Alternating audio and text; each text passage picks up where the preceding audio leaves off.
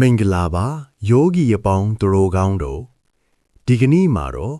မဲ့ညံစိုက်ပုံအစင်းစင်းကိုအဘိဓမ္မာသဘောတရားတွေဥပမာဥပမေယတွေနဲ့တကွာကွက်ကွက်ကွင်းကွင်းမြင်သာအောင်ကြားနာရသူရဲ့နှလုံးသားထဲမှာ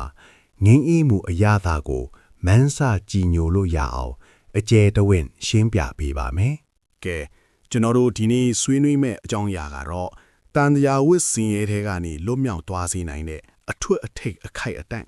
ပုထုဇဉ်ဘဝကနေအရိယာဘဝကိုကူးပြောင်းသွားတဲ့မဲ့ညံဖူညံပေါ်ပေါက်လာပုံအကြောင်းပဲဖြစ်ပါတယ်။ဒီအဆင့်ကိုရောက်ဖို့ရှေ့ပိုင်းမှာဝိပဿနာဉာဏ်စဉ်တွေတဆင်းပြီးတဆင်းတက်လန်းလာခဲ့ပြီလို့သဘောထားလိုက်ကြပါစို့အထူးသဖြင့်သင်္ခါရုပိဋကဉာဏ်လို့ခေါ်တဲ့သင်္ခါရတရားတွေပေါ်မှာချစ်ချင်းမုန်းချင်းကင်းပြီးလိလူရှုနိုင်တဲ့စိတ်အစဉ်အတိုင်းရင့်ကျက်နေပြီအဲ့ဒီအချိန်မှာစိတ်ကဘလို့အလုံးလုံးသွားတယ်လဲအပိဓမ္မာနိယယာစိတ်အစဉ်ဝီထီဘလို့ဖြစ်သွားတယ်လဲဆိုတာကိုအနုမြူမကစိတ်ဖြာပြီးကြည့်ကြရအောင်စိတ်ရဲ့တဘာဝကိုကအငြိမ့်မနီးဘူးနော်ရှေ့ကဝိပဿနာဉာဏ်တွေအားကောင်းလာတဲ့အခါမှာယောဂီရဲ့စိတ်ဟာဖြစ်နေတဲ့ယုတ်နံသင်္ခါရတွေကိုမြင်ရတာညီငွေလာတယ်ဒီဖြစ်လိုက်ပြက်လိုက်ဒုက္ခအိုကြီးတွေကနေလွတ်မြောက်ခြင်းတဲ့စိတ်ကအထွတ်ထိပ်ကိုရောက်လာတယ်အဲ့ဒီအချိန်မှာမဲ့ညံမကြမီစက္ကန့်ပိုင်းလေးအတွင်းမှာဖြစ်သွားတဲ့စိတ်အလုပ်လုပ်ပုံကအယမ်းကိုအံ့တွေဟိုကောင်းတယ်အဘိဓမ္မာသဘောအရာပြောရင်တော့မဲ့ချခါနီးမှာမနောဒွါရဝီထီဆိုတဲ့စိတ်အစဉ်အတန်းတစ်ခုဖြစ်ပေါ်ပါတယ်ပုံမှန်ဘဝင်စိတ်ဘာဝန်ကားတဲ့ဖြစ်နေရကနေဘဝင်အငိမ့်ရပ်သွားတယ်ပြီးတာနဲ့မနောဒွါရဝေချံဆိုတဲ့စိတ်ကဆင်ကျင်လိုက်တယ်ပြီးတော့မှမဲစောမကြခင်ရှေ့ပြီးအနေနဲ့မဟာကုသိုလ်ဉာဏ်တန်ဖယုတ်စိတ်၄ချိန်သို့မဟုတ်၃ချိန်စက်တိုက်ဖြစ်ပေါ်ပါတယ်ဒါကိုတီတီချာချာမှတ်သားကြည့်ရအောင်ပထမဆုံးဖြစ်တဲ့စိတ်ကိုပရိကံလို့ခေါ်တယ်သူကဘာလို့တလဲဆိုတော့မဲ့ညံဖူညံရဖို့အတွက်စိတ်ကိုအစင်သင့်ဖြစ်အောင်ပြုပြင်ပေးတဲ့သဘောပါယုတ်နံတို့ရဲ့ဖြစ်ချင်းပြက်ချင်းအနိစ္စဒုက္ခအနတ္တလက္ခဏာဤ၃ပါးတည်းကတဘာဘာကိုအာယုံပြုနေတော့မယ်ဖြစ်ပါတယ်ဒုတိယစိတ်ကိုတော့ဥပဇာလို့ခေါ်တယ်သူကမဲ့ညံရဲ့အနီးကဆုံးကိုရောက်လာပြီးမတကားလာမှုရောက်လာတဲ့သဘောပါပဲအနီးကဖြစ်သောစိတ်လို့အဓိပ္ပာယ်ရပါတယ်တတိယစိတ်ကကျတော့အနုလုံလို့ခေါ်တယ်ဒါကအရန်အရေးကြီးတယ်လျောစွာဖြစ်သောစိတ်တယ်ဘာနဲ့လျောတာလဲအောက်ကဝိပဿနာဉာဏ်တွေနဲ့လည်းအဆင်ပြေတယ်အထက်ကဖြစ်ပေါ်လာမဲ့မဉ္ဉဏ်ဖိုးဉဏ်တွေနဲ့လည်းလျောညီအောင်ပေါင်းကူးဖေးတဲ့စိတ်ကလေးပါသူကသစ္စာလေးပါးကိုမြင်ဖို့အတွက်နောက်ဆုံးတွန်းအားပေးလိုက်တဲ့စိတ်ကလေးလို့ပြောရင်လည်းမမှားပါဘူးဒီပရိကံဥပစအနုလုံဆိုတဲ့စိတ်သုံးခုလုံးဟာဖြစ်ပြမိတဲ့သင်္ခါရအာယုံအနိစ္စဒုက္ခအနတ္တတခုခုဟောပဲအာယုံပြုနေတော့မှာပဲဒီနေရာမှာထူးခြားတာကစတုထမြောက်စိတ်ပါသူ့နာမည်ကဂေါဒရအဘူတဲ့အတိဖေကပုထုဇဉ်အနွယ်ကိုဖြတ်ပြီးအယိယာအနွယ်ကိုကူးပြောင်းပေးသောဉာဏ်ပါဒီဂေါဒရအဘူစိတ်ကလေးကဘာကိုအာယုံပြုတ်လိုက်တယ်လဲဆိုတော့တတန်တရားလုံးတစ်ခါမှမမြင်ဘူးမတွေ့ဘူးတဲ့နိဗ္ဗာန်ဆိုတဲ့ငြိမ်းအေးမှုအာယုံကိုလှမ်းမြင်လိုက်ပြီးဒါပေမဲ့စိတ်ဝင်စားစရာကောင်းတာကသူကနိဗ္ဗာန်ကိုလှမ်းမြင်ပေမဲ့ကိလေသာတွေကိုတော့မပယ်တတ်နိုင်သေးဘူးဗျာသူကလမ်းပြပေးလိုက်တာဥပမာညဘက်မောင်မဲနေတဲ့ကောင်းကင်မှာလျှက်စီးလက်လိုက်သလိုပဲလျှက်စီးလက်လိုက်တဲ့ကလမ်းကိုမြင်ရတယ်ဒါပေမဲ့လျှက်စီးကခရီးမသွားဘူးလမ်းကိုပဲပြလိုက်တာဂိုးထဘူးကအဲ့ဒီလိုပဲပုထုဇဉ်နယ်ကနေအရိယာနယ်ဘက်ကိုမျက်နှာမူလိုက်ပြီး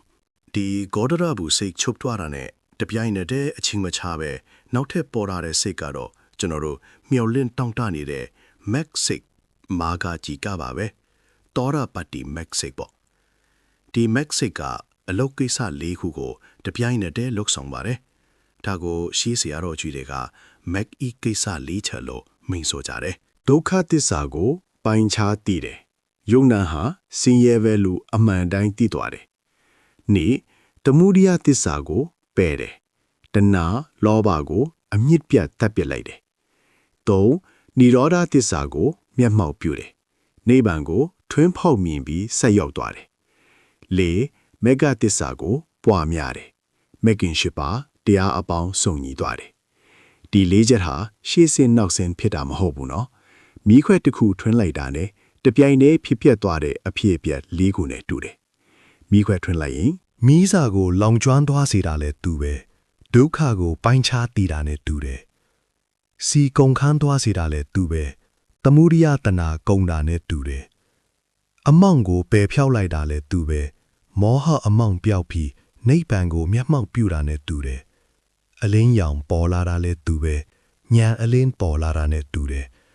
အဲ့ဒီလိုတစ်ချက်တည်းခုတ်လိုက်ရုံနဲ့အရာအလုံးပြီးပြည့်စုံသွားတဲ့သဘောပါမစိတ်တကြိမ်ဖြစ်ပြီးချုပ်သွားလာတဲ့တပြိုင်နက်အကျိုးတရားဖြစ်တဲ့ဖိုးစိတ်ဖာလာစစ်တာတွေဆက်တိုက်ဖြစ်ပေါ်လာတယ်။ဖိုးစိတ်နှစ်ကြိမ်သုံးမဟုတ်သုံးကြိမ်ဖြစ်ပြီးရင်တော့ဘဝင်စိတ်ပြန်ကျသွားပါတယ်။ဖိုးစိတ်ဆိုတာကတော့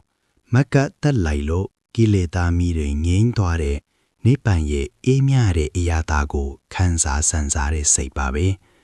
မက္ကယန္တူကိုတတ်တာဖိုးကအောင်ပွဲခံဒီအေးအေးဆေးဆေးနေတာပေါ့ဗျာ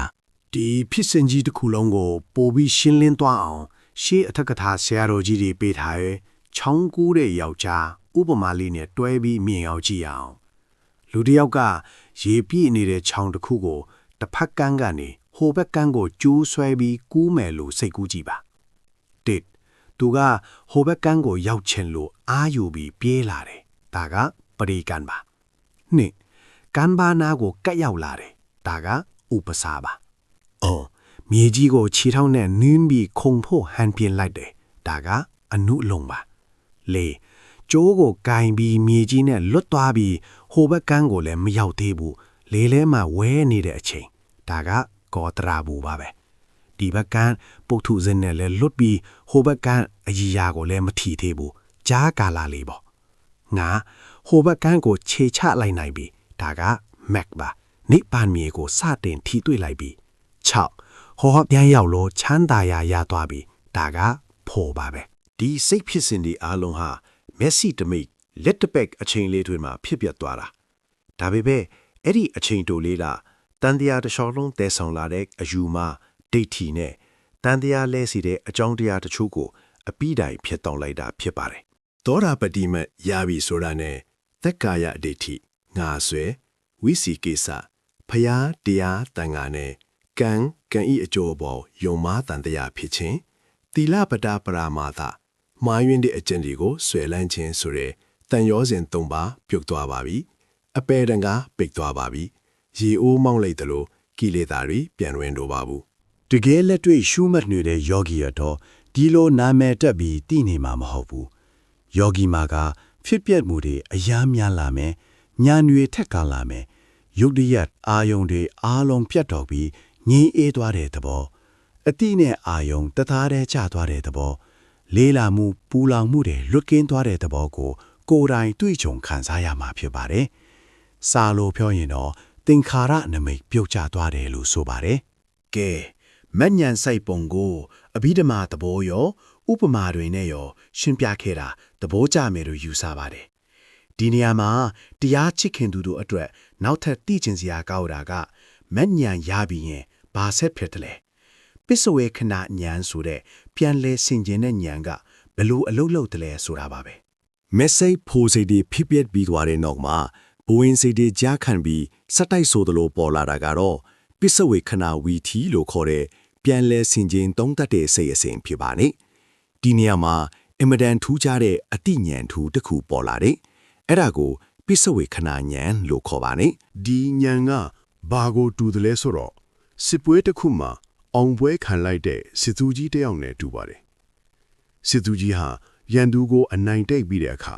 စစ်ပွဲပြီးတာနဲ့ချက်ချင်းပြန်မအိပ်ဘူးသူဘာလုံးတယ်လဲပထမဆုံးသူလက်ထဲကရန်သူကိုခိုးပိုင်းလိုက်တဲ့ဓာတ်ကိုပြန်ကြည့်တယ်ဒါကကိလေသာကိုပယ်တတ်လိုက်တဲ့မက်ကိုပြန်ဆင်ကျင်တာပါဒုတိယသူရလိုက်တဲ့အောင်ပွဲအရတာကိုပြန်ပြီးတွေးတောကြည့်နူးတယ်ဒါကအင်းငိမ့်တဲ့ဖိုကိုပြန်ဆင်ကျင်တာပါတတိယသူပိုင်ဆိုးရရှိလိုက်တဲ့နေမီဒေတာကိုကြည့်တယ်ဒါကမျက်မှောက်ပြုလိုက်တဲ့နိဗ္ဗာန်ကိုပြန်ဆင်ကျင်တာပါကျတုထ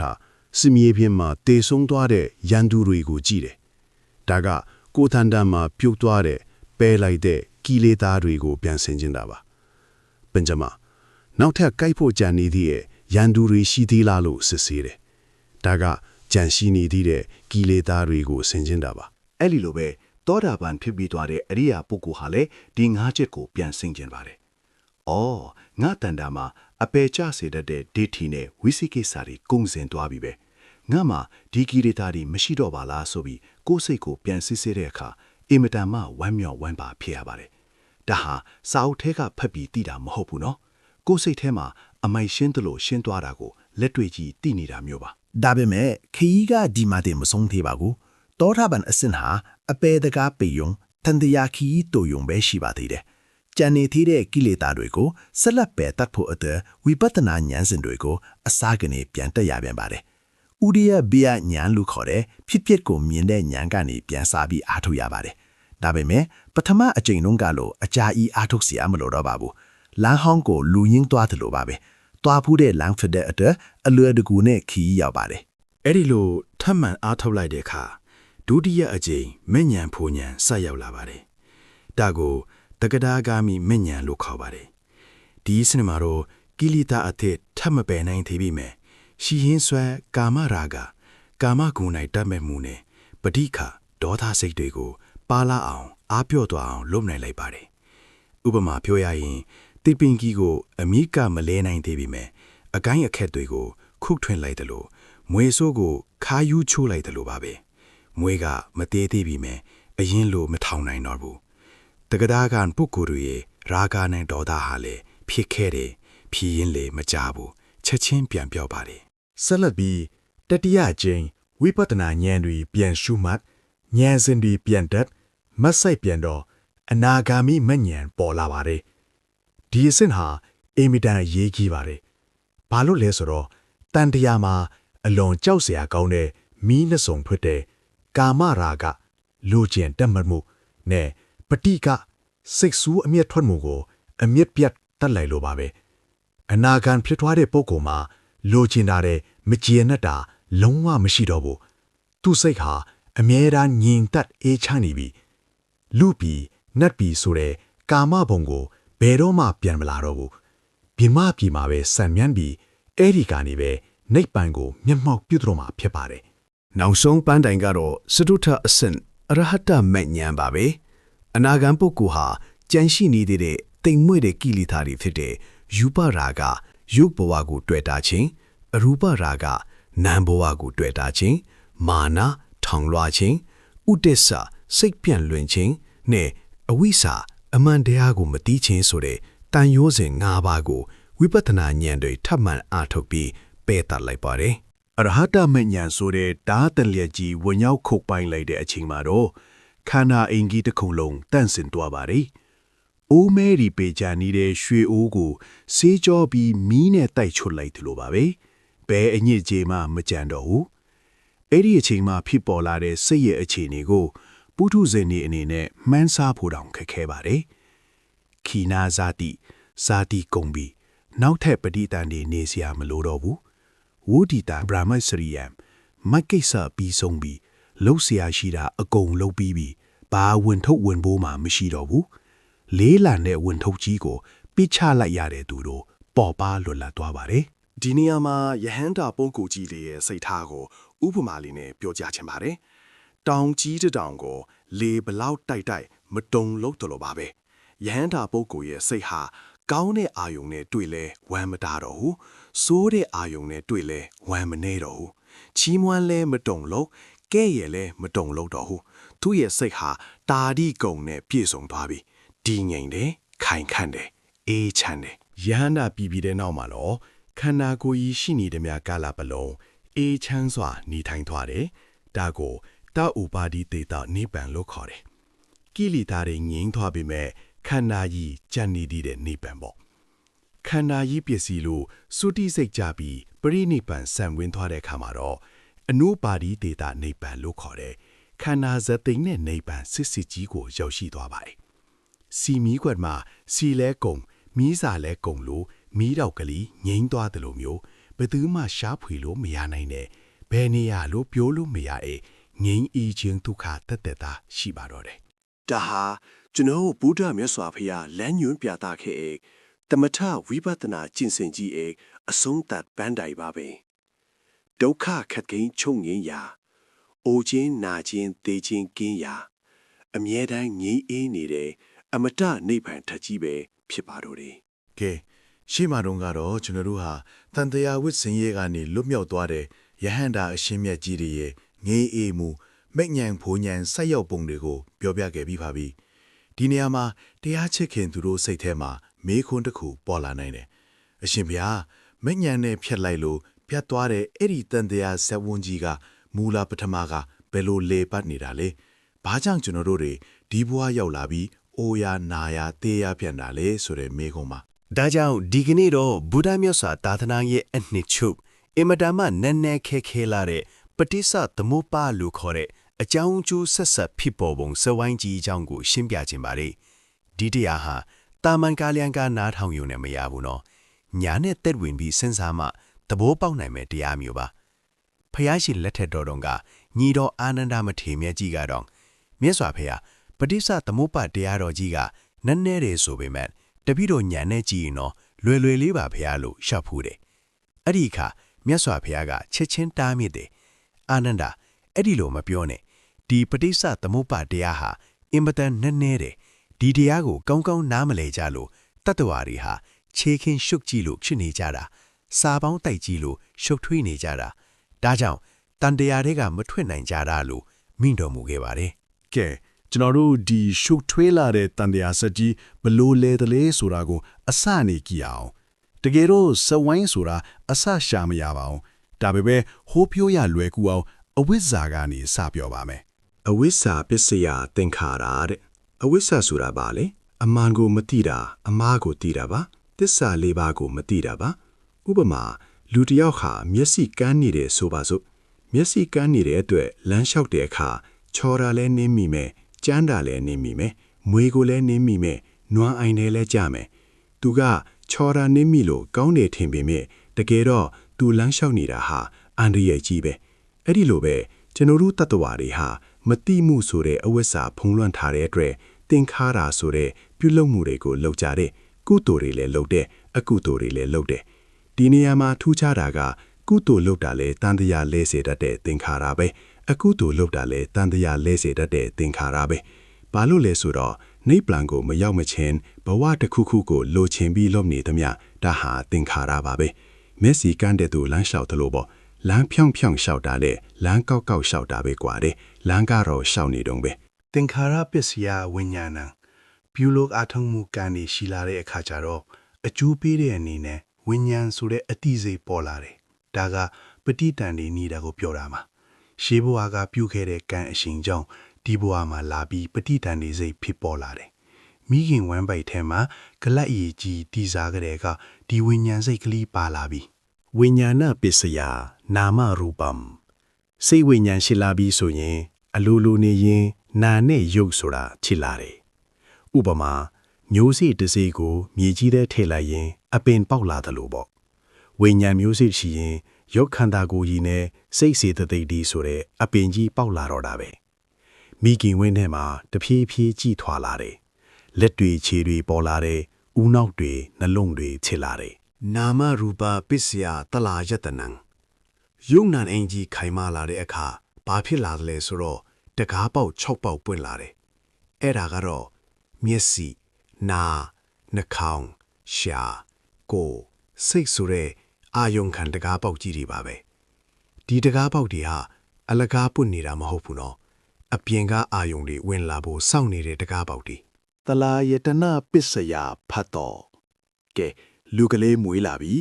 မွေးလာတာနဲ့မျက်စိကအစင်းကိုမြင်မယ်နားကအတန်ကိုကြားမယ်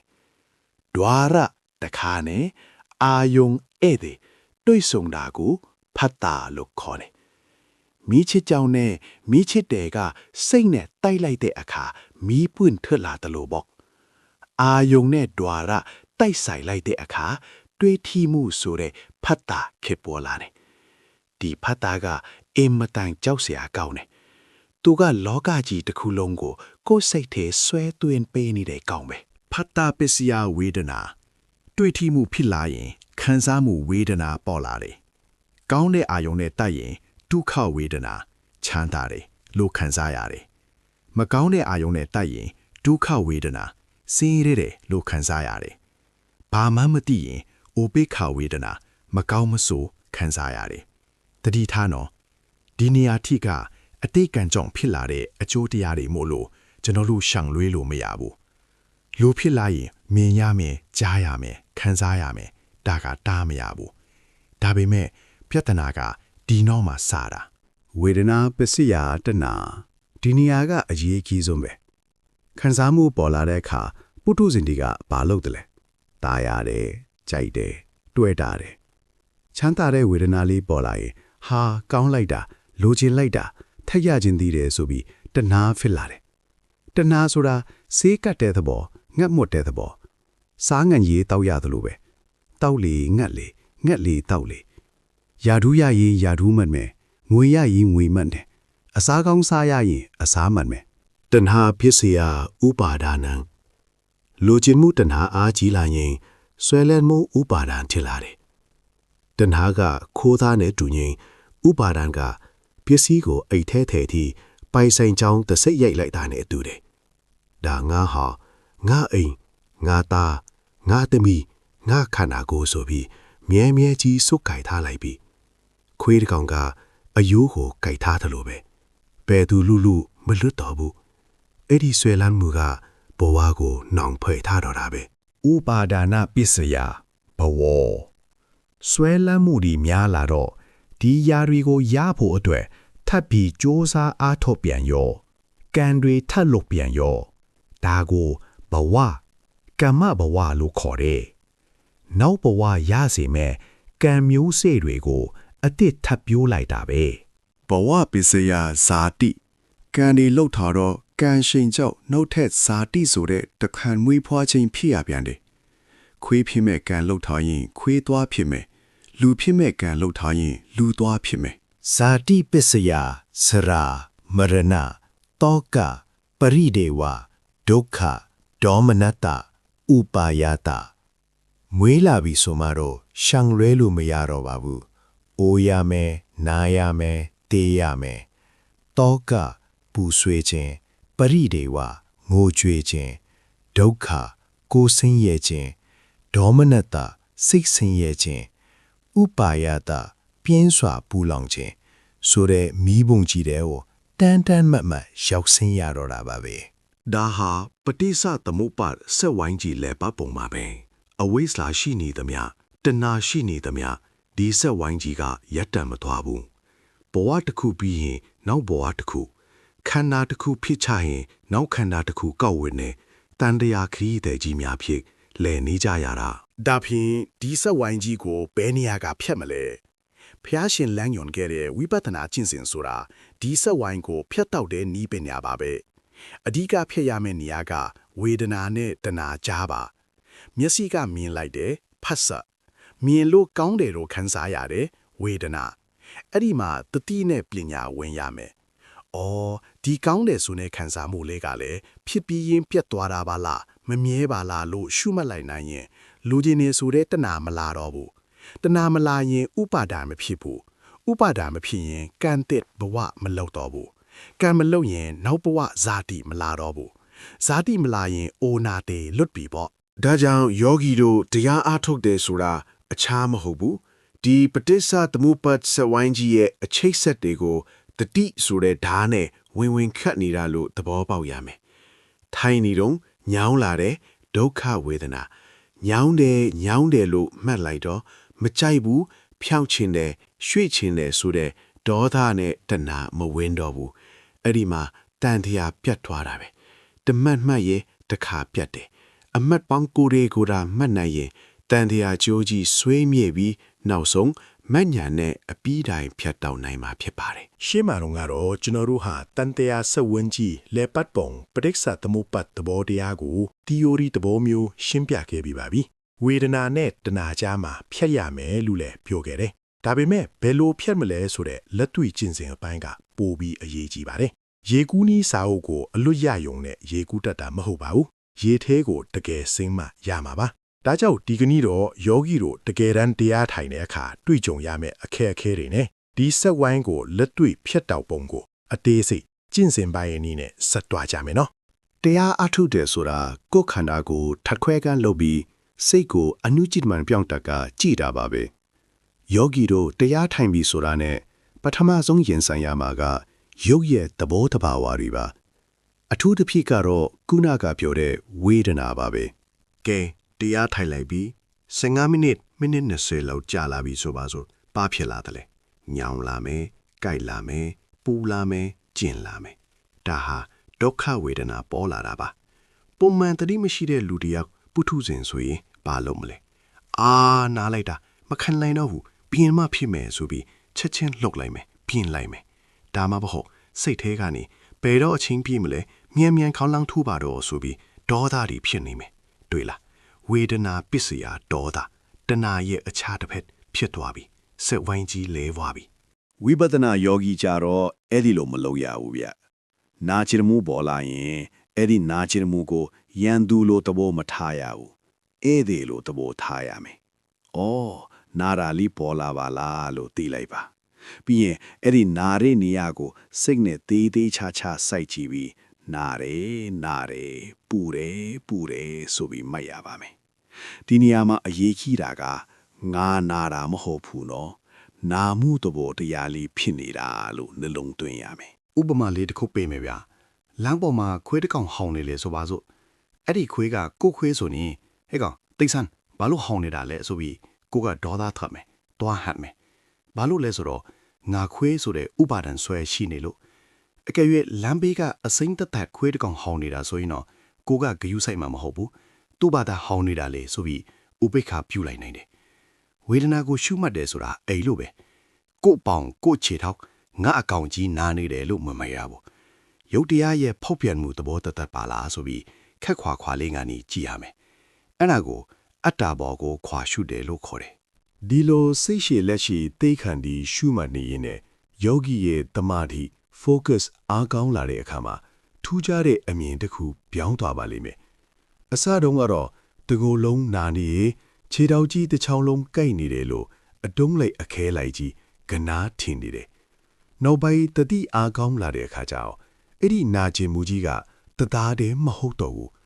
ဒိန်းခနဲ့တိုးလိုက်ရုပ်လိုက်ဖြစ်နေတာကိုတွေ့လာရမယ်ယောစီနဲ့ပြေးနေတာကိုတွေ့ရမယ်ပူလိုက်အေးလိုက်ဖြစ်နေတာကိုတွေ့ရမယ်အဲ့ဒီချိန်မှာယောဂီကအော်နာတယ်ဆိုတာကလည်းငြိမ်နေတာမဟုတ်ပါလားအတစ်တွေအစားထိုးပြီးဖြစ်နေတာပါလားဆိုတာကိုစတင်သဘောပေါက်လာမယ်အဲ့ဒါအနိစ္စမမြဲခြင်းကိုစတင်မြင်လာတာပါနာတာကြီးပျောက်သွားလို့မြင်တာမဟုတ်ဘူးနော်နာနေရဲ့တန်းလန့်နဲ့ဒီနာခြင်းမှုရဲ့ပြောင်းလဲနေတဲ့သဘောကိုမြင်တာပါ နောက်တစ်ခုကယောဂီတို့စိတ်အပိုင်ကိုဘယ်လိုရှုမလဲဆိုတာစကြည့်အောင်တရားထိုင်နေတော့စိတ်ကငြိမ်းချင်မှငြိမ်ပါဈေးတဲ့ရောက်ချင်ရောက်မယ်အလုခဲရောက်ချင်ရောက်မယ်အထိတ်ကအကြောင်းတွေတွေးချင်တွေးနေမယ်တာမန်လူဆိုရင်ဟာငါစိတ်ကလေလွင့်လိုက်တာညမ်းလိုက်တာဆိုပြီးစိတ်ဖြစ်မယ်ဒါဟာဒေါသဖြစ်တာပဲဝိပဿနာယောဂီကတော့စိတ်ထွက်ရင်ထွက်မှန်းတွေးလိုက်ရုံပဲတွေးနေတယ်လို့ခပ်ဖို့လီမှတ်လိုက်စိတ်ဆိုတာသူ့သဘောသူဆောင်ကြီးတွားချင်ရတွားတာပဲငါပိုင်းတာမဟုတ်ပါလားဆိုတာကိုလက်တွေ့သင်ယူရတာပါစိတ်ထွက်သွားတာကအဖြစ်မဟုတ်ဘူးစိတ်ထွက်မှန်းမထီပဲမျောပွားသွားတာကမှတတိလွတ်တာစိတ်ထွက်မှန်းတီးလိုက်တာနဲ့တပြိုင်နက်အဲ့ဒီတွေးကရပ်သွားပြီးအာယုံကကိုယ်ခန္ဓာကိုယ်ပေါ်ပြန်ရောက်လာပါလိမ့်မယ် ဒီလိုနဲ့ကျိန်ဖန်များစွာရှုမှတ်လာတဲ့အခါယောဂီရဲ့ဉာဏ်မျက်လုံးပွင့်လာတယ်ဘယ်လိုပွင့်လာတယ်လဲဆိုတော့ရှုလိုက်တဲ့လေလေးကလည်းဝင်ပြီးရင်ပြတ်သွားတာပဲဖြစ်ပေါ်လာတဲ့နာကျင်မှုကလည်းပေါ်ပြီးရင်ပျောက်သွားတာပဲပေါ်လာတဲ့စိတ်ကူးအတွေ့လေးကလည်းတွေးပြီးရင်ပျောက်သွားတာပဲဘာတစ်ခုမှလက်စုပ်လက်ကင်ပြเสียမရှိပါလားရေးပွဲပမာဖြစ်လိုက်ပြက်လိုက်ပါလားဆိုတဲ့အတိညာဉ်ဝင်လာတယ်ဒီအစစ်မှာယောဂီဟာပင်ရက်လို့ခေါ်တဲ့မိန်းမယောက်ျားပုဂ္ဂိုလ်တ attva လက်ချီထောက်ဆိုတဲ့ပုံသဏ္ဍာန်တွေကြော်လွှမ်းပြီးပရမတ်လို့ခေါ်တဲ့သဘောတရားစစ်စစ်ကိုစတင်ထိတွေ့လာပါပြီ အဲ့ဒီလိုဖြစ်ပျက်မှုကိုအရှင်အောင်နဲ့မြင်လာတဲ့အခါယောဂီရဲ့စိတ်ထဲမှာအင်မတန်ထက်မြက်တဲ့ဥဒယဘယဉာဏ်ဖြစ်ချင်းပြက်ချင်းကိုတည်တော်ဉာဏ်ပေါ်ပေါက်လာပါတယ်ဒီဉာဏ်ရင့်တန်လာတဲ့အခါအလွန်ထူးခြားတဲ့အတွေ့အကြုံတွေကြုံရတတ်တယ်ကိုမကိုဟုတ်ရဲ့လားလို့ထင်ရလောက်အောင်ခန္ဓာကိုယ်ကြီးကပေါ်ပါလာမယ် စိတ်ထဲမှာကြည်လင်ပြီးအလင်းရောင်တွေမြင်ရတတ်တယ်။ချက်တီးမွေးညင်းတွေထားပြီးပီတိတွေဖြစ်လာမယ်။တခါတလေကိုလုံးကြီးမြတ်တတ်သွားသလိုကျွမ်းထိုးမောက်ခုံဖြစ်သွားသလိုခံစားရတတ်တယ်။ဒါတွေကတရားလမ်းကြောင်းမှန်လို့ဖြစ်လာတဲ့ဝိပဿနာညှဉ်းညူးခြင်း10ပါးဝိပဿနာဥပကိလေသာလို့ခေါ်တဲ့ဘုဒ္ဓယုံလေးတွေပါ။ဒီနေရာမှာတတိထားရမယ်။ငါတရားထူးရနေပြီငါအယံတော်နေပြီဆိုပြီးဒီအရာသားတွေအပေါ်မှာတာယာမိသွားရင်ရှေ့မရောက်တော့ဘူးလမ်းဘေးကဆရပ်မှာဝင်နာရင်အိပ်ပျော်သွားတယ်လို့ဖြစ်သွားမယ်ဒါကြောင့်ဆရာသမားကောင်းတွေကဘာထူးထူးဘာမြင်မြင်နေတိတယ်လို့မှတ်ပြီးဆက်သွားမတာယာနဲ့လူတတိပေးကြတာဖြစ်ပါတယ် ဆက်ပြီးမှတ်ပါများလာတော့ဘာဖြစ်လာတယ်လဲဖြစ်တာကိုမမြင်တော့ပဲပြက်တာကိုပဲတွင်တွင်ကြည့်မြင်လာတော့တယ်ဥပမာမိုးတင်းထန်စွာရွာနေတဲ့ရေကန်ပင်ကိုကြည့်လိုက်တယ်လို့ပေါ့ရေပွက်ကလေးတွေပွက်ခနဲ့ဖြစ်တာကိုမမြင်လိုက်ရဘူး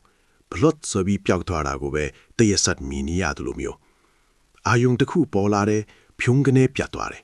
နောက်တစ်ခုပေါ်လာတဲ့ဒိုင်းကနေပြတ်သွားတယ်အဲ့ဒီလိုပျက်စီးမှုတတ်ကိုပဲမြင်လာတာကိုဘိညာဉ်လို့ခေါ်ပါတယ်ဒီအဆင့်ရောက်ရင်ယောဂီဟာခန္ဓာကိုယ်ကြီးကိုလုံးဝမသားရတော့ဘူးအာကိုစရာမရှိဘူးကြောက်စရာကြီးအနှစ်သာရမရှိဘူးလို့မြင်လာတယ်လောကကြီးတစ်ခုလုံးဟာမီးလောင်နေတဲ့အိမ်ကြီးလိုပြိုကျတော့မဲ့တောင်ကမ်းဖားကြီးလိုအန်ဒီရဲ့ရှမန်တီးမြင်လာတယ်ဒါကိုဘယအညံကြောက်မှတ်ဖွယ်မြင်သောညံနဲ့အာဒီနဝညံအပိကိုမြင်သောညံလို့ခေါ်ပါတယ်ဒီနေရာမှာတချို့ယောဂီတွေစိတ်ဓာတ်ကြတဲ့တရားထိုင်ရတာအရင်လုံးမကောင်းတော့ပါဘူးစိတ်မကြည်ပါဘူးကြောက်စရာကြီးနေရထိုင်ရတာကြက်တဲလိုက်တာဆိုပြီးဖြစ်တတ်တယ်တကယ်တော့ဒါဟာတရားကြတာမဟုတ်ဘူးတရားတက်လာတာပါခန္ဓာရဲ့အမှန်တရားဒုက္ခသစ္စာကိုပိုင်ပိုင်နိုင်နိုင်မြင်လာလို့စိတ်ကညည်းငွေလာတာပါဒါကိုနိဗ္ဗိဒာဉာဏ်လို့ခေါ်တယ်ခန္ဓာကိုညည်းငွေမှဒီခန္ဓာဒုက္ခကနေလွတ်မြောက်ခြင်းတဲ့မုံစီဒုက္ခမြတ်တာဉာဏ်ပေါ်လာမှာကိုငါးများချိတ်ကိုမျိုးမိတဲ့ငါဟာချိတ်မိမှန်တီးတာနဲ့ယုံတော့တာပဲလှံဝင်ထဲကငဲ့ဟာလွတ်ပေါက်ကိုပဲရှာတော့တာပဲအဲ့ဒီလိုပဲယောဂီရဲ့စိတ်ဟာလည်းဒီဖြစ်လိုက်ပြက်လိုက်ဒုက္ခကြီးကနေဘယ်လိုလွတ်အောင်လုပ်ရမလဲဆိုပြီးအာကုံသုံးပြီးယုံကန်အားထုတ်တော့လေအဲ့လိုယုံရင်းနဲ့နောက်ဆုံးမှာစိတ်ဟာအင်မတန်တည်ငြိမ်ပြီးရင့်ကျက်တဲ့အဆင့်တစ်ခုကိုရောက်သွားတယ်အဲ့ဒါကတော့သင်္ခါရတရားတွေပေါ်မှာချက်ချင်းလည်းမရှိမုန်းချင်းလည်းမရှိကြောက်ချင်းလည်းမရှိตาယာချင်းလည်းမရှိပဲမျှတတာရှုမြင်နိုင်တဲ့သင်္ခါရုပ္ပခာဉာဏ်ပါပဲဒီစိတ်ရောက်ရင်တရားထိုင်ရတာအင်မတန်ကောင်းသွားပြီစောင့်ကြည့်နေစရာမလိုတော့သလိုပဲစက်ခလုတ်ဖွင့်ထားသလိုသူ့အလိုလိုဉာဏ်ကလဲပတ်ပြီးဖြတ်ဆိုပြီးသင်္ခါရတွေကိုပိုင်းဖြတ်နေတော့တယ်လဲမောင်းနေသူဟာနွားတွေလမ်းမှန်ရောက်ပြီးဆိုရင်နှင်းတန့်ကိုလွတ်ပြီးလက်ပိုက်ကြည့်နေသလိုမျိုးစိတ်ကအตาလေးငြိမ်ပြီးကြည့်နေုံပါပဲဒီသင်္ခါရုပ္ပခာဉာဏ်ချိခေါင်ရောက်သွားပြီဆိုတော့ရှေ့မှာကျွန်တော်ပြောပြခဲ့တဲ့မက်ဝီတီစိတ်အစဉ်တွေချစ်ပေါ်ပြီးပုထုဇဉ်ဘဝကနေရိယာဘဝကိုကူးပြောင်းသွားတာပါပဲဉာဏ်စဉ်မှာဘယ်နေရာတွေကအခက်ဆုံးလဲဘယ်နေရာမှာလမ်းချော်တယ်လဲဆိုတာကိုအရင်ရှင်းပြကြပါဒုတိယပိုင်းအနေနဲ့တမထလမ်းကြောင်းဇန်ရပြီးမှဝိပဿနာကူနီးကိုအသေးစိတ်ပြောပြပါမယ်တဲ့ဝိပဿနာဉာဏ်စဉ်ခရီးမှာတတိထားရမယ့်အန္တရာယ်ကွေများတရားအားထုတ်တဲ့ခရီးလမ်းဆိုတာပန်းခင်းလမ်းကြီးမဲ့မဟုတ်ပါဘူးမာနက်ရဲ့ထောင်ချောက်တည်ရှိပါတယ်အထူးသဖြင့်အဓိကအခက်ခဲတွေ့နိုင်တဲ့နေရာနှစ်နေရာရှိပါတယ်ပထမအန္တရာယ်ကွေလမ်းဆုံးဒီလိုထင်မှတ်မှချင်းဥပကေလိတာဒါကဥရိယဘယဉာဏ်ဖြစ်ပြမြင်တဲ့ဉာဏ်နှုတ်နေတဲ့အချိန်မှာဖြစ်တတ်တယ်တရားအထုတ်ခါစားယောဂီတဲ့အဖြစ်များဆုံးပဲတရားထိုင်ရတာအရန်ကောင်းလာတယ်ဩဘာတာကိုကပဲအယောင်တွေထက်နေတယ်လို့အခန်းထဲမှာလင်းထိန်နေတယ်လို့ခံစားရတယ်ပီတိတကူလုံးကြက်တီးမွေးငင်းထိုင်ပြီးကြည်နူးနေမယ်ပတ္တတိကိုရောစိတ်ရောအင်မတန်ငင်းချမ်းနေမယ်ဉာဏ်တွေအယံပွင့်နေမယ်တရားတွေဟောကျင်လာမယ်စာတွေရေးကျင်လာမယ်အဲ့ဒီချိန်မှာယောဂီကပါထင်းသွားတဲ့ဆိုတော့ဟာငါယဟန္တာဖြစ်ပြီးထင်တယ်ကိလေသာတွေကုန်ပြီးတရားထူးရပြီဆိုပြီးထင်သွားတတ်တယ်တကယ်တော့ဒါဟာတရားထူးမဟုတ်ပါဘူးစိတ်ငြိမ်ပြီးတတိကောင်းလာလို့ဖြစ်ပေါ်လာတဲ့ဘူဓာယုံလေးတွေပါဒါကို နိဗ္ဗာန်လိုထင်ပြီးတာယာလိုက်တာနဲ့တပြိုင်နက်ရှေ့ဆက်တတ်မဲ့လမ်းပိတ်သွားရောဒါကိုဓမှုတစ္ဆာတရား၌စိတ်ပြန့်လွင်ခြင်းလို့ခေါ်ပါတယ်ဒီနေရာမှာဆရာသမားကောင်းကဒါတရားထူးမဟုတ်ဘူးဒါတွေကိုစက်မှတ်လို့လမ်းမပြရင်ယောဂီဟာနှစ်ပေါင်းများစွာဒီနေရာမှာပဲတဝဲလဲလဲဖြစ်နေတတ်ပါတယ်ဒါအိမ်မတန်ကြောက်စရာကောင်းတဲ့ရွှေထောင်ချုပ်ပါ ဒုတိယအန်တီရဲ့ခွေစိတ်တက်ကြပြီးလေဖြတ်ချင်နေပြီတာ ဒါကတော့ဘင်္ဂညာန်ကနေနေပြည်တော်ညာညင်းငွေတော်ညာအကူမဖြစ်တတ်တာလေခုနပြောခဲ့သလိုအလင်းရောင်တွေပျောက်သွားတယ်ငင်းချမှုတွေမရှိတော့ဘူး ထိုင်လိုက်တာနဲ့တကိုယ်လုံးကအကောင်ကိုက်သလိုဓားနဲ့မွန်းသလိုနာချင်ကြိုက်ခဲလာတတ်တယ် စိတ်ထဲမှာလည်းကြောက်လန့်တကြားချူရတယ် ထိုင်ရတာပြင်းရင်ငင်းငွေလာတာဒီလောက်အားထုတ်နေတာဘာမှလည်းမထူးပါဘူးကွာဆိုပြီးတန်တရားတွေဝင်လာတယ်တကယ်တော့ဒါဟာတရားကျွတ်သွားတာမဟုတ်ပါဘူးညံရင်လာတာပါသင်္ခါရတရားရဲ့အပြည့်အနာစာတွေကိုအမှန်မြင်လာလို့စိတ်ကယွင်မုံလာတာပါဒါပေမဲ့ဒီသဘောကိုနားမလဲတဲ့ယောဂီကတော့ငါနဲ့တရားမတည့်ပါဘူးဆိုပြီးတရားဖြုတ်ဖြာလိပြီးအိမ်ပြန်ပြီးတတ်ကြတယ်ဒီအစဉ်ဟာအခက်ခဲဆုံးအစဉ်ပါပဲဒီအစဉ်ကိုတီးခံပြီးကြော်ဖြတ်နိုင်မှသာငြိမ်းချမ်းတဲ့သင်္ခါရုပိတ်ခါဉဏ်စီကိုရောက်နိုင်မှာဖြစ်ပါတယ်သမထလမ်းကြောင်းဇန်ယာဘီမှဝိပဿနာကူနီစမထယာနိကာကဲနောက်ထပ်စိတ်ဝင်စားစရာကောင်းတဲ့ဒုတိယမေခွန်းဖြစ်တဲ့သမထယာနိကာလမ်းကြောင်းကိုတွားကြရအောင်ရှိမှပြောခဲ့တာကဝိပဿနာတသက်စွတ်တဝိပဿနာလမ်းကြောင်းဆိုရင်ဒီလမ်းကြောင်းကတော့တန်လျက်ကိုအရင်သွေးပြီးမှဖြတ်တဲ့နီးလန်းလို့ဆိုရပါမယ်သမထလမ်းကြောင်းကယောဂီဟာစိတ်ကိုအရင်ဆုံးတည်ငြိမ်အောင်အားကောင်းအောင်လုပ်ပြီးမှအဲ့ဒီစိတ်အရှိန်နဲ့ဝိပဿနာပြန်ရှုတာပါအစဉ်စဉ်တွားကြရအောင်အစဉ်တစ်နမိတ်ရအောင်ယူခြင်း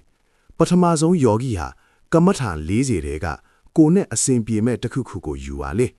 အများအားဖြင့်တော့အာနာပါနထွက်လေဝင်လေသို့ဘဟုကတိုင်းဥပမာပထဝီမြေကတိုင်းအာပေါ်ရေကတိုင်းတစ်ခုခုကိုယူကြတယ်အာနာပါနနဲ့ပြောရအောင်နတိဖျားမှာစိတ်ကိုထားပြီးဝင်လေထွက်လေကိုစူးစိုက်ကြည့်တယ်စိတ်မပြတ်အောင်ကြိုးစားတယ်ကြာလာတဲ့အခါဥက္ကဟနမိတ်ဆိုတာပေါ်လာတယ်လေးချောင်းလေးကိုမိခိုးတန်းလိုကွမ်းစလိုစိတ်ထဲမှာထင်းထင်းရှားရှားမြင်လာရတယ်အစစ်နဲ့ဇန်ဝင်စားခြင်းအပါနာဂျာနာအဲ့ဒီနမိတ်ကိုပဲဆွဲဆွဲမြဲမြဲဆက်ရှုတဲ့အခါနမိတ်ကပိုးကြည်လင်လာတယ်ကျဲရောင်လိုလမင်းလိုတောက်ပါလာတယ်ဒါကိုပฏิပါကနမိတ်လို့ခေါ်တယ်ဒီနမိတ်ပေါ်မှာစိတ်ကိုနစ်မြုပ်လိုက်တဲ့အခါနီဝရဏလို့ခေါ်တဲ့ကိလေသာအပိတ်အပင်ငါမှာကာမဂုဏ်လိုချင်တာစိတ်ဆိုးတာပြင်းတာပြန်လွင်တာထန်ထရဖြစ်တာလုံးဝငြိမ်ကြသွားတယ်အဲ့ဒီအချိန်မှာပထမဇန်ကိုရောက်သွားတယ်ပထမဇန်မှာဇန်အင်္ဂါ၅ပါးထင်ရှားနေတယ်တိတ်ဝိတက်အာယုံပေါ်စိတ်ရောက်နေမှုနှစ်ဝိစာရအာယုံကိုသုံးသက်ဆင်ခြင်နေမှုသုံးပီတိနှစ်တမှုလေးဒုက္ခချမ်းသာမှုငါဧကကတစိတ်တည်ငြိမ်မှုဒီဇန်စိတ်ဟာဘလောက်အားကောင်းတယ်လဲဆိုရင်ပဝင်းချင်းကအတန်တွေကိုမချားရတော့လောက်အောင်ကိုယ်ခန္ဓာကြီးနာကျင်မှုကိုမတိတော့လောက်အောင်ငြိမ်သက်သွားနိုင်တယ်တနာရီဆိုတနာရီနှစ်နာရီဆိုနှစ်နာရီမလုံမရထိုင်နိုင်သွားပြီအဆင့်သုံးဇန်မထားပြီးဝိပဿနာတို့ကူးပြောင်းခြင်းအရေးကြီးဆုံးအချက်ဒီနေရာကိုတတိထားတော့ဇန်ရယုံနဲ့နိဗ္ဗာန်မရောက်ပါဘူးဘုဒ္ဓမပွင့်ခင်ကယတိကြီးတွေလည်းဇန်ရကြတာပဲဒါပေမဲ့သူတို့နိဗ္ဗာန်မရောက်ကြဘူးဘာလို့လဲဆိုတော့ဝိပဿနာမကူးတတ်လို့ပါဇန်စိတ်ဖြစ်လေတော့မှဝိပဿနာရှုလို့မရပါဘူးဘာလို့လဲဆိုတော့ဇန်စိတ်ထငြိမ့်နေတာဝိပဿနာကအပြောင်းလဲဖြစ်ပျက်ကိုကြည့်ရတာငြိမ့်နေတာကိုကြည့်ပြီးမမြဲဘူးလို့ဆုံးဖြတ်လို့မရဘူးလေဒါကြောင့်တမထယာနိကပုပ္ပူဟာကက်ဇန်ဝင်စားလိုက်တယ်စိတ်ကိုဓာထွေလိုက်တယ်နှစ်ဇန်ကနေပြန်ထလိုက်တယ်ဒါပေမဲ့ဇန်အရှိန်ကြောင့်တမာတိကအရန်ကောင်းနေတော့ပဲဒါကိုဥပစာရတမာတိလို့ခေါ်တယ်သုံးအဲ့ဒီတမာတိအရှိန်လေးနဲ့ခုနကဖြစ်ပျက်သွားတဲ့ဇန်စိတ်ဇန်အင်္ဂါတွေကိုပြန်ကြည့်ရတယ်အော်ခုနကငါငြင်းချမ်းစွာခံစားလိုက်ရတဲ့ပီတိဒုက္ခဆိုတာတွေကလည်းအခုတော့မရှိတော့ပါလား ပျက်စီးသွားပါလားဆိုပြီးဇာနန်တရားတွေကိုအနိစ္စဒုက္ခအနတ္တလို့ပြန်ရှုရတယ် ဒါပြင်ဇန်စစ်ကိုမိတွယ်ဖြစ်ပေါ်စေတဲ့ဟာဒီယာဝတ္ထုနှလုံးအိမ်ဆိုတဲ့ယုတ်တရားတွေကိုပါတွဲပြီးရှုရတယ်။အဲ့လာကိုနာယုတ်ပိုင်းခြားခြင်းလို့ခေါ်တယ်။ဇန်ရထားတဲ့ပုဂ္ဂိုလ်တွေအတွက်ဝိပဿနာရှုရတာဟာတာမန်လူတွေထက်ပိုပြီးလွယ်ကူမြန်ဆန်တတ်ပါတယ်။ဘာလို့လဲဆိုတော့သူတို့မှာတမာတိဆိုတဲ့အခြေခံအုတ်မြစ်ခိုင်မာနေလို့ပါ။မန်ဘီလူနဲ့နေရောင်ကိုစုလိုက်တယ်လို့ပဲအာယုံတစ်ခုတည်းကိုစူစီထားတဲ့စိတ်အရှိန်နဲ့အဝိဇ္ဇာကိုထူးဖောက်လိုက်တာဖြစ်ပါတယ် နှိုင်းရင်ချက်ဥပမာသောတဝိပဿနာတက်သက်လမ်းကြောင်းဟာ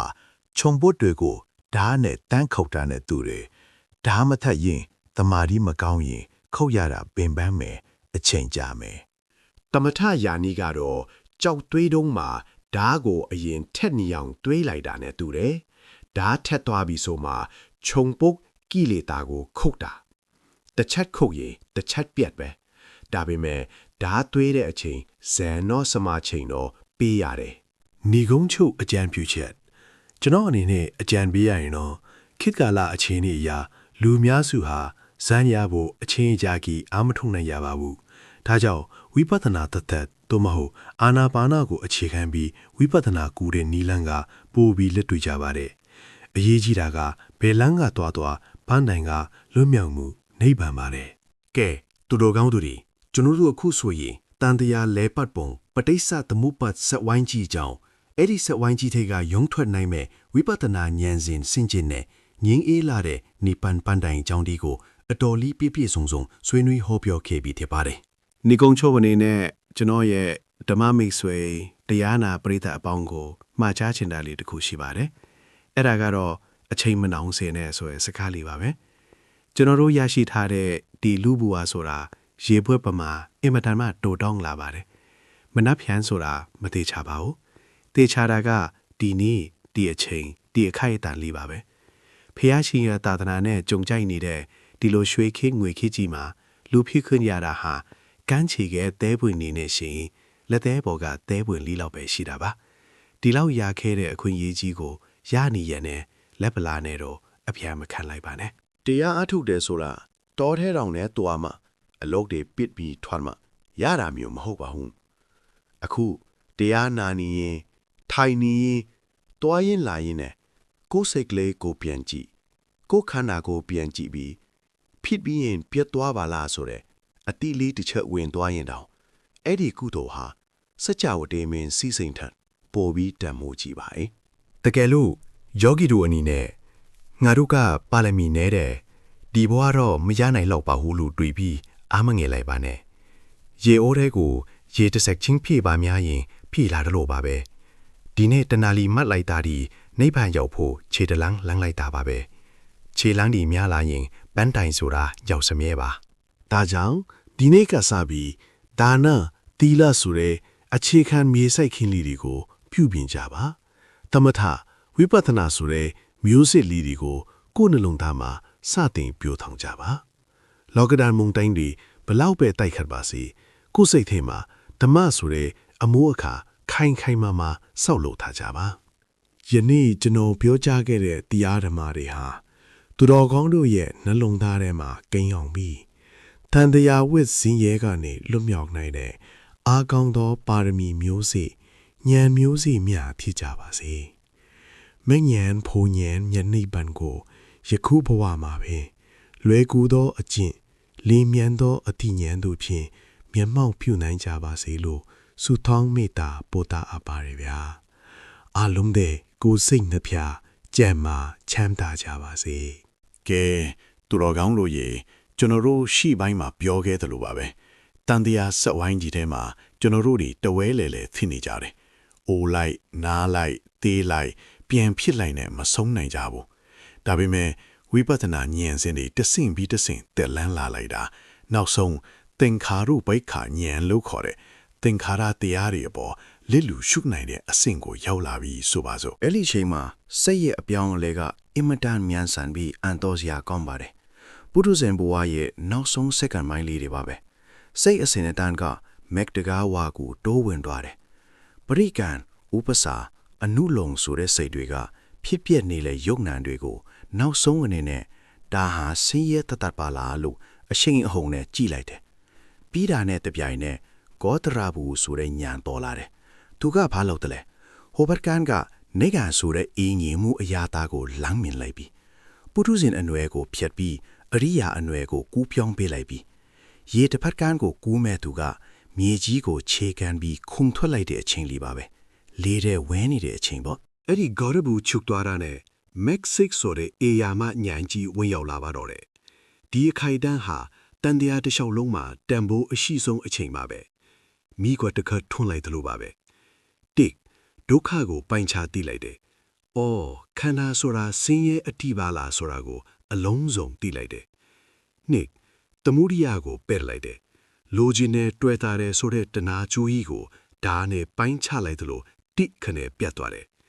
ပဋိစ္စသမုပ္ပတ်စဝိုင်းကြီးရဲ့ဝေဒနာနဲ့တဏှာကြားကဆက်သွယ်ချက်ပြတ်သွားတယ်၃နိရောဓကိုစိုက်ရောက်တယ်ကိလေသာမိရွေငြိမ်းအေးနေတဲ့နိဗ္ဗာန်တက်ကိုစိတ်နဲ့တွေ့ထိခံစားလိုက်ရတယ်၄မက်ကင်ရှိပါပြည့်စုံသွားတယ်လမ်းမှန်ကိုရောက်သွားပြီ ဒီမက်ကိစပြီးတော့တာနဲ့တစ်ဆက်တည်းမှာပဲဖိုစိတ်တွေစက်တိုက်ဖြစ်ပေါ်လာပြီးအေးမြတဲ့ဝိမုတိဒုက္ခလွတ်မြောက်ခြင်းချမ်းသာကိုခံစားရပါတော့ဟေစက်တိုက်လို့နိုင်သွားတဲ့စီပူရင်ကအောင်ပွဲခံပြီးအေးအေးဆေးဆေးနားနေတယ်လို့ပြောပေါ်ဗျာ အဲ့ဒီချိန်မှာသူတော်ကောင်းတို့ရဲ့စိတ်ထဲမှာဘယ်လိုဖြစ်သွားမလဲ။အော်ငါမှာအပေကြစေတတ်တဲ့အကုသိုလ်တွေမရှိတော့ပါလား။အပေတကားပိတ်သွားပြီပဲ။ဖယားတရားတန်ခါအပေါ်ယုံမားတန်တရားတွေကင်းရှင်းသွားပြီပဲဆိုပြီးကိုယ်စိတ်ကိုပြန်စစ်ဆေးကြည့်တဲ့ပစဝေခဏညာနဲ့ကြည့်ပြီးဝမ်းမြောက်ဝမ်းသာဖြစ်ကြရမှာပါ။ ဒါဟာစိတ်ကူးရင်ပြောနေတာမဟုတ်ပါဘူးဗုဒ္ဓလမ်းစဉ်အတိုင်းရှောင်းလန်းရင်လူတိုင်းလက်တွေ့ရနိုင်တဲ့ခံစားနိုင်တဲ့အေဟိပတိကလာလက်ရှုလက်လက်တွေ့လာစမ်းတတ်ချီလက်လိုဖိတ်ခေါ်ထိုက်တဲ့တရားထူတရားမြတ်ကြီးဖြစ်ပါတယ်ဒါကြောင့်ကျွန်တော်ရဲ့ဓမ္မမိတ်ဆွေများအားလုံးလည်းဒီတန်တရားဆက်ဝိုင်းကြီးကိုဖျက်တောက်နိုင်တဲ့မဲ့ညံဖုန်ညံကြီးကိုကိုယ်ပိုင်ညံနဲ့ထိုးထွင်းတည်မြင်ပြီးနိဗ္ဗာန်ချမ်းသာကိုမျက်မှောက်ပြုနိုင်ကြပါစေဗျာ